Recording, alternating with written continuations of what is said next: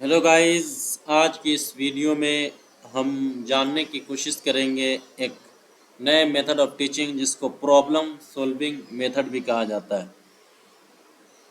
Teaching field के अंदर एक teacher different types of method को यूज़ करता है, लेकिन कौन सा मेथड सबसे बेस्ट माना जाता है ये हर ज़माने के अंदर अलग अलग रहा है। तो आज की इस वीडियो के अंदर बहुत ही इम्पोर्टेंट और significant method of teaching problem solving को मेथड डिस्कस करेंगे कि प्रॉब्लम सॉल्विंग क्या है और इसके डीमेरिट क्या है, इसके स्टेप क्या हो सकते हैं, और लास्ट के अंदर हम ट्रिक भी प्रोवाइड करेंगे जिस ट्रिक के हेल्प से आप एग्ज़ाम के अंदर अपने पॉइंट को राइट डाउन कर सकते हैं। तो प्रॉब्लम सॉल्विंग मेथड क्या है? प्रॉब्लम सॉल्विंग मेथड एक बहुत ही इफ़ेक्टिव और सिग्निफिकेंस टीचिंग में अप्रोच माना जाता है जिसके अंदर जिसमें मोस्टली स्टूडेंट के सामने एक टीचर कोई प्रॉब्लम को पेश करता है और स्टूडेंट से टीचर का ये डिमांड रहता है कि स्टूडेंट उस प्रॉब्लम को सॉल्व करे, और स्टूडेंट जब उस प्रॉब्लम को सॉल्व करते हैं तो उससे उनकी क्रिटिकल थिंकिंग डेवलप होती है, क्रिएटिविटी और एक्टिव लर्निंग होती है। और प्रॉब्लम सॉल्विंग के अंदर स्टूडेंट सॉल्यूशन को एक्सप्लोर करते हैं, अपने reasoning skill, critical thinking skill को डेवलप करते हैं और उस सब्जेक्ट के अंदर एक डीपर अंडरस्टैंडिंग को गेन करते हैं। ये मेथड बहुत सारे सब्जेक्ट के अंदर यूज़ किया जाता है, स्पेशली साइंस, मैथमेटिक्स और सोशल स्टडीज़ के अंदर। सोशल स्टडीज़ में प्रॉब्लम सॉल्विंग मेथड को ज़्यादा मोस्टली यूज़ किया जाता है, यानी हर वो सब्जेक्ट जहाँ पे प्रॉब्लम बेस्ड सब्जेक्ट है, जैसे साइंस है, मैथमेटिक्स है, सोशल स्टडीज़ हो गया, इन सारे डिसिप्लिन के अंदर प्रॉब्लम सॉल्विंग मेथड को यूज़ किया जाता है। तो प्रॉब्लम सॉल्विंग मेथड, जैसा कि इसका वर्ड सजेस्ट कर रहा है, टीचर स्टूडेंट के सामने कोई प्रॉब्लम को प्रेजेंट करता है और टीचर स्टूडेंट को गाइड करते रहते हैं और स्टूडेंट उस प्रॉब्लम को एक्सप्लोर करते हैं, उसके सॉल्यूशन को तलाश करते हैं और उस प्रॉब्लम को सॉल्व करके अपनी critical thinking, creativity, active learning and other skill, problem solving skill को डेवलप करते हैं। तो यह है प्रॉब्लम सॉल्विंग मेथड का मीनिंग। अब बात करें कि definition of problem solving method, कि प्रॉब्लम सॉल्विंग मेथड की डेफिनेशन क्या है। The problem solving method is an approach in which teachers present a problem to students, guiding them to analyze, investigate, and apply knowledge to arrive at a solution. It shifts the focus from passive reception of information to active participation, fostering the development of critical thinking and decision-making skills. The role of teacher in this method is more of a facilitator, providing support and guidance rather than delivering direct instruction. यानी problem solving method में teacher बच्चों के सामने, student के सामने कोई problem को present करते हैं और जहाँ पे उनको नीड होती है गाइडेंस की, वहाँ पे टीचर गाइड करते रहता है और स्टूडेंट की रिस्पॉन्सिबिलिटी होती है कि उस प्रॉब्लम को एनालाइज करे, इन्वेस्टिगेट करे, अपने प्रायर नॉलेज को उसके अंदर उसमें अप्लाई करके एक नए सोल्यूशन को तलाश करने की कोशिश करते हैं स्टूडेंट। इसके अंदर पैसिव लर्निंग नहीं होती है स्टूडेंट की, बल्कि एक्टिव लर्निंग होती है।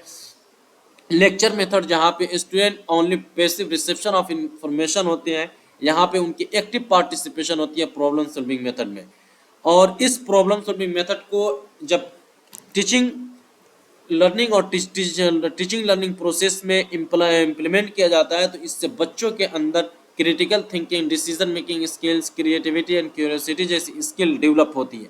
बारकैफ इस मेथड के अंदर टीचर का कोई इंपॉर्टेंट रोल ज़्यादा नहीं होता है, बल्कि टीचर एक फैसिलिटेटर के तौर पर काम करता है, सिर्फ गाइड होता है और स्टूडेंट का नीड के मुताबिक उसकी गाइडेंस करते रहता है। पूरी रिस्पॉन्सिबिलिटी स्टूडेंट की रहती है, सिर्फ टीचर उनको गाइड कर सकता है। उनको जहाँ पे नीड है, जहाँ पे उनको ज़रूरत है गाइडेंस की, वहाँ पे टीचर गाइड प्रोवाइड कर सकता है गाइडेंस, लेकिन प्रॉब्लम को सोल्व करना, इन्वेस्टिगेट करना, एक्सप्लोर करना और इंफॉर्मेशन को गैदर करना, ये सब स्टूडेंट के काम होता है।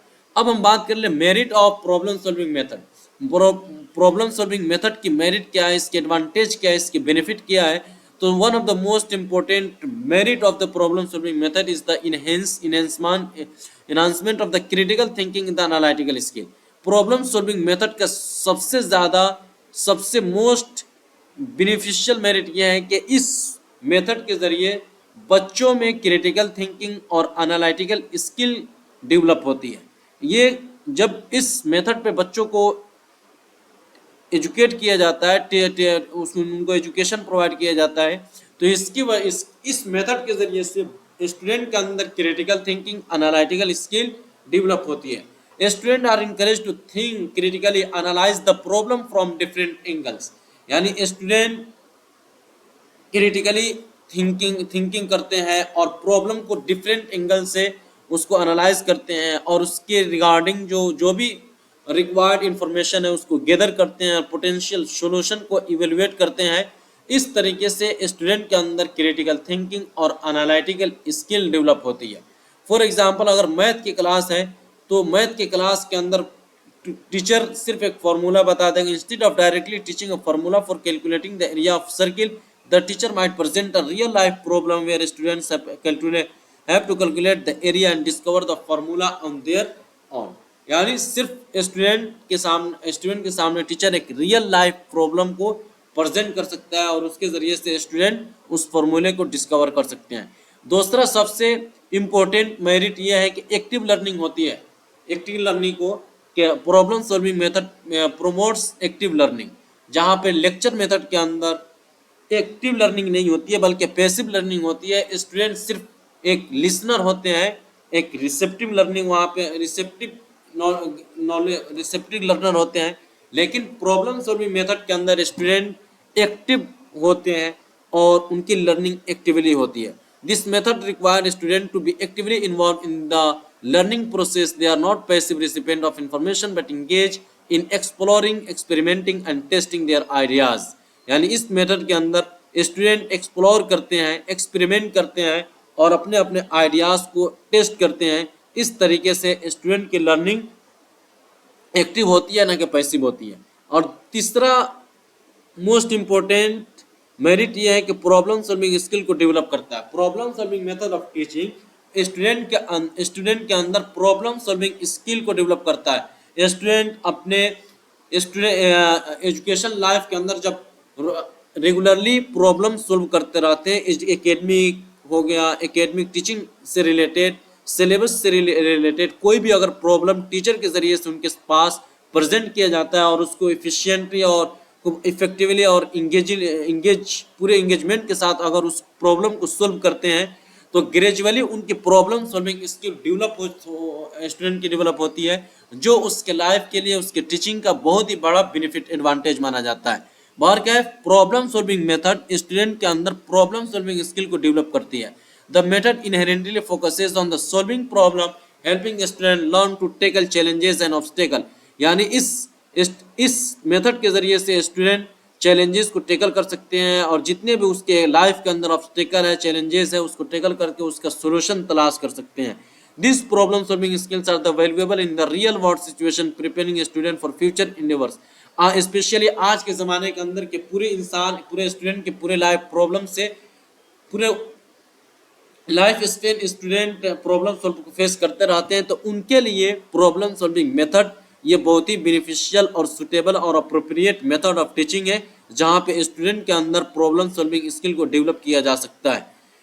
और चौथा मोस्ट इम्पोर्टेंट मेरिट है encourages collaborative learning. Collaborative learning और कोऑपरेशन को ये प्रॉब्लम सॉल्विंग मेथड प्रमोट करती है, इनकरेज करती है, क्योंकि जब स्टूडेंट के सामने कोई प्रॉब्लम को टीचर पेश करता है तो वो पूरे ग्रुप स्टूडेंट के क्लास के अंदर अपने कलीग से स्टूडेंट कंटेक्ट करके उस प्रॉब्लम को सॉल्व करने की कोशिश करते हैं। इस तरीके से उनके अंदर कोलेबरेशन और कोऑपरेशन लर्निंग डेवलप होती है और एक दूसरे के तय उनके अंदर सिंपैथी, हमदर्दी पैदा हो सकती है। Problem solving is often done in groups which foster team work, cooperation and collaboration को ये फायदा देता है। Communication and the collaborative learning, student learn to discuss ideas, listen to other and work together towards a common goal. यानी student एक team work, communication, एक collaborating learning environment के अंदर उस प्रॉब्लम को सॉल्व करते हैं, तो इसकी वजह से उनके आइडियाज डेवलप होते हैं, उनके अंदर collaboration skill, communication skill and team work और दूसरे के तय सिंपैथी, ये जो पॉजिटिव एटीट्यूड है, पॉजिटिव बिहेवियर है, पॉजिटिव गुड कैरेक्टर है, इसको डेवलप किया जा सकता है स्टूडेंट के अंदर प्रॉब्लम सॉल्विंग मेथड को एडॉप्ट करके। engages higher order thinking, engages higher order thinking, problem solving method higher order thinking को इन्हांस करता है, इंगेज करता है, क्योंकि प्रॉब्लम कई तरीके से हो सकते हैं, लो लेवल के भी हो सकते हैं, हाई लेवल के भी हो सकते हैं, लेकिन प्रॉब्लम सॉल्विंग मेथड के जरिए से अगर स्टूडेंट को एजुकेशन प्रोवाइड किया जा रहा है तो उसकी वजह से बच्चों की हायर ऑर्डर थिंकिंग डेवलप होगी और वो उच्च लेवल का, हाई लेवल का थिंकिंग के ऊपर फोकस कर सकते हैं। The problem solving method promotes higher order thinking by encouraging a student to apply knowledge in novel situation.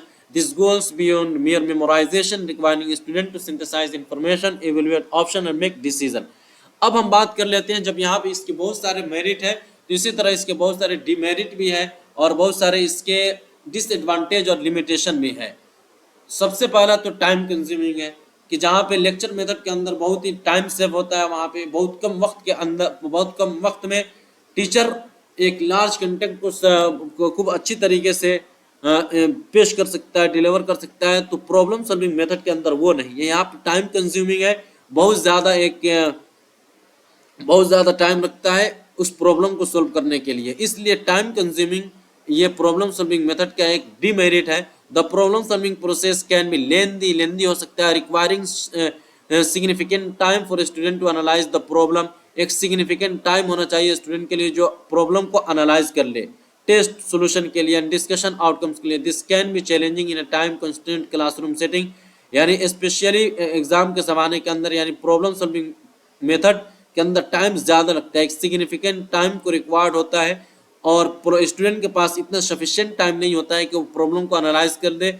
Specially problem solving method के ऊपर अगर इस मेथड को इम्प्लीमेंट करके बच्चों को करिकुलम को कंप्लीट करने की कोशिश की जाए तो मेरा ये मानना है, मेरा ये ख्याल है कि सिलेबस और करिकुलम कंप्लीट नहीं हो सकता है, क्योंकि सिलेबस अगर कंटेंट ज़्यादा है, टॉपिक ज़्यादा है और प्रॉब्लम सॉल्विंग मेथड के ज़रिए से अगर बच्चों को, स्टूडेंट को एजुकेशन प्रोवाइड किया जा रहा है तो टाइम कंस्ट्रेंट की वजह से सिलेबस कंप्लीट नहीं हो सकता है। बारगाफ टाइम कंज्यूमिंग एक डिमेरिट है जिसको डिनाई नहीं किया जा सकता। Requires high level cognitive skill. अब स्टूडेंट का इसमें है कि problem solving method high level cognitive skill को रिक्वायर करता है कि स्टूडेंट का कॉग्निटिव स्किल बहुत हाई लेवल का होना चाहिए और नॉर्मली हर स्टूडेंट के पास हाई लेवल की कॉग्निटिव स्किल स्टूडेंट लाइफ के अंदर, जिस क्लास के अंदर है उस क्लास के लेवल, ये इसकी एक डिमेरिट है कि requires high level cognitive skills. Not all student में have the necessary skill to engage in effective problem solving. Some students may struggle with the critical thinking or the may need more guidance than others which could hinder their ability to solve the problem. यानी ये भी एक fact है कि problem solving method के अंदर बच्चों के कॉग्निटिव स्किल हर स्टूडेंट के सेम नहीं होता है, जिसकी वजह से हर स्टूडेंट इस मेथड को अगर क्लास के अंदर इम्प्लीमेंट किया जाए तो हर स्टूडेंट अच्छी तरीके से इंगेज नहीं कर पाएगा और क्लास के अंदर वो फिट नहीं हो पाएगा। बहरकैफ ये भी एक डिमेरिट है। Teacher's role in more demanding. Teacher's role is more demanding, ये एक डिमेरिट है। Teacher must be well prepare for to facilitate the problem solving process, offering guidance without directly providing solution. This requires a strong subject knowledge, the ability to ask problem questions and a well organized classroom. और चौथा है difficult to assess individual understanding. Individual understanding को assess करने में difficulty होती है। यानी ये भी एक फैक्ट है कि एक क्लास के अंदर, एक स्टूडेंट के ग्रुप के अंदर इंडिविजुअल डिफरेंसेस होती है। हर स्टूडेंट अपने अपने कैपेसिटी, अपने अपने कॉग्निटिव स्किल के अंदर डिफरेंस होता है।